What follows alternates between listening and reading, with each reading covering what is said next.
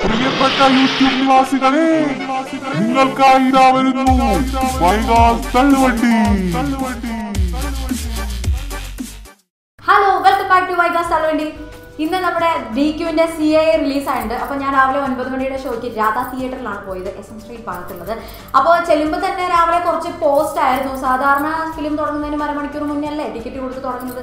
പക്ഷേ ഇവിടെ കുറേ നേരം പോസ്റ്റ് ആയിരുന്നു. കാരണം ലൈസൻസിന് എന്തോ ഇഷ്യൂ ഒക്കെ ആയിട്ട് അവർ കുറച്ച് ടിക്കറ്റ്സ് ഒന്നും കൊടുക്കുന്നുണ്ടായിരുന്നു. അവസാന നിമിഷത്തിലൊക്കെയാണ് ടിക്കറ്റ് കൊടുത്തത്. പിന്നെ കാണാൻ വന്ന ആൾക്കാർ മൊത്തം യൂത്ത് ആയിരുന്നു, ബോയ്സ് ഒക്കെ ആയിരുന്നു കൂടുതലും വന്നിട്ടുണ്ടായിരുന്നത്. യൂത്ത് ഐക്കണാണല്ലോ നമ്മുടെ DQ, അതുകൊണ്ടായിരിക്കും രാവിലെ എല്ലാവരും വന്നിട്ടുണ്ടായിരുന്നു. ആദ്യം ചെല്ലുമ്പോൾ കുറച്ച് ആൾക്കാരുണ്ടായിരുന്നു, പിന്നെ ഇങ്ങനെ പെരുകി പിന്നെ നിറയെ ആൾക്കാരുണ്ടായിരുന്നു.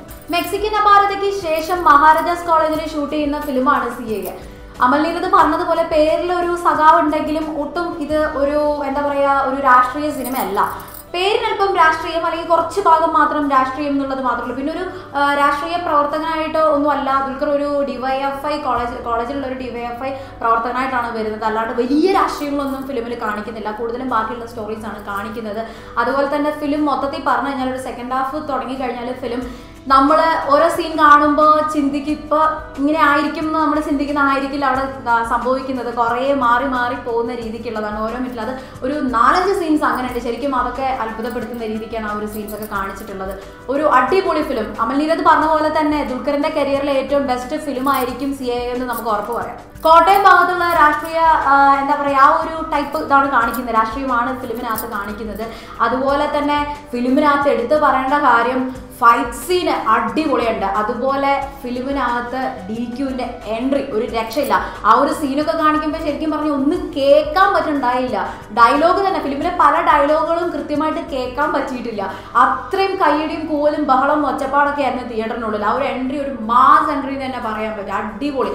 ആ ഫസ്റ്റത്തെ സീനിൽ ദുൽഖറിനെ കാണിക്കുന്ന സമയത്തൊക്കെ ഇങ്ങനെ നോക്കിയിരിക്കും. നമ്മുടെ DQനെ കാണാൻ വേണ്ടിയിട്ടാണ് മെയിനായിട്ട് പോകുന്നത്. അപ്പോൾ അതുപോലെ തന്നെ DQനെ ആ ഒരു എൻട്രൻസ് നമ്മളിങ്ങനെ കാത്തിരിക്കുമ്പോൾ പെട്ടെന്ന് എവിടുന്നോ വരുന്നോ എങ്ങനെയാണ് വരുന്നോ ഒന്നും അറിയാൻ പറ്റാത്ത രീതിക്കുള്ള ഒരു അടിപൊളി എൻട്രിയാണ് DQ ഫിലിമിനകത്ത് കൊടുത്തിട്ടുള്ളത്. പിന്നെ നമ്മുടെ സിദ്ദിഖ് ഉണ്ട് ഫിലിമിനകത്ത്, സൗബിൻ ഷാഹിർ ഉണ്ട്, പിന്നെ അതുപോലെ തന്നെ ദിലീഷ് പോത്തൻ ഉണ്ട്, പിന്നെ നമ്മുടെ മഹേഷിന്റെ പ്രതികാരത്തിനകത്ത് ഫഹദ് ഫാസിലിനെ എടുത്തിട്ടിരിക്കുന്ന പുള്ളിയുടെ പേര് ജിനോ എന്ന് അങ്ങനെ തോന്നുന്നു, പേര് കൃത്യമായിട്ട് അറിയില്ല.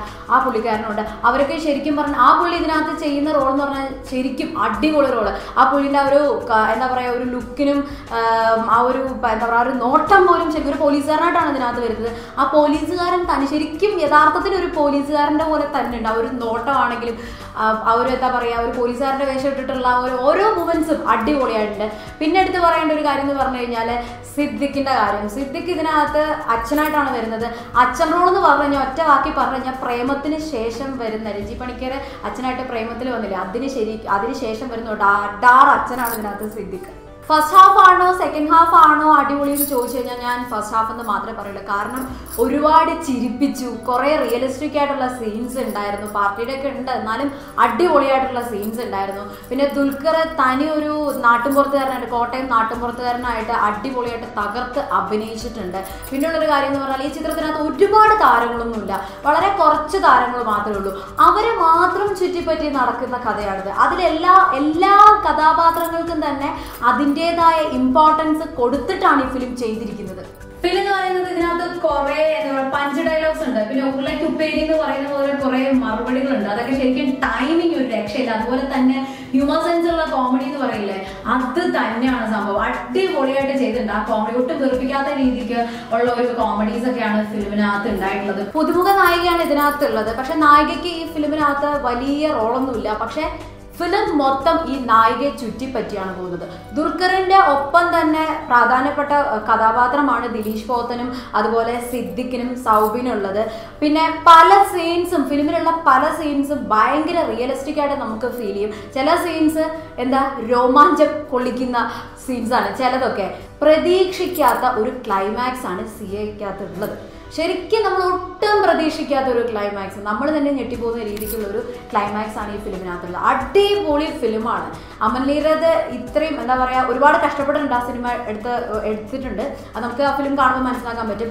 അതിനുള്ള എല്ലാം തന്നെ ഈ ഫിലിം ഹിറ്റിലേക്ക് കുതിക്കുന്നുള്ള കാര്യത്തിൽ ഒരു സംശയമുണ്ട്. സൂപ്പർ ഫിലിമാണ്. അപ്പോൾ എല്ലാവരും പോയി കാണണം. എൻ്റെ അഭിപ്രായത്തിൽ ഞാൻ കണ്ട ഒരു ഇത് വെച്ചിട്ടാണ് ഞാൻ പറഞ്ഞത്. എനിക്ക് ഇഷ്ടപ്പെടും, അതുപോലെ എല്ലാവർക്കും ഇഷ്ടപ്പെടും. ഒരുപാട് ആൾക്കാർ ചാർലിയൊക്കെ സപ്പോർട്ട് ചെയ്ത പോലെ തന്നെയാണ് ഈ ഫിലിമും സപ്പോർട്ട് ചെയ്യേണ്ട കാര്യമുണ്ട്. ഒരുപാട് നല്ല മെസ്സേജസ് ഉണ്ട് ആ ഫിലിമിനകത്ത്. അതുപോലെ തന്നെ യൂത്ത് ഫോളോ ചെയ്യേണ്ട കുറച്ച് കാര്യങ്ങളുണ്ട്. അപ്പോൾ എല്ലാവരും കാണുക, അടിപൊളിയായിരിക്കും. അപ്പോൾ നിങ്ങളും ഇതുപോലെ കമൻറ്റിൽ നിങ്ങളുടെ അഭിപ്രായങ്ങളും അതുപോലെ തന്നെ റിവ്യൂ ഒക്കെ പറയുക. അപ്പോൾ നെക്സ്റ്റ് വീഡിയോ ആയിട്ട് ഞാൻ വരും. അതുവരെ ബൈ.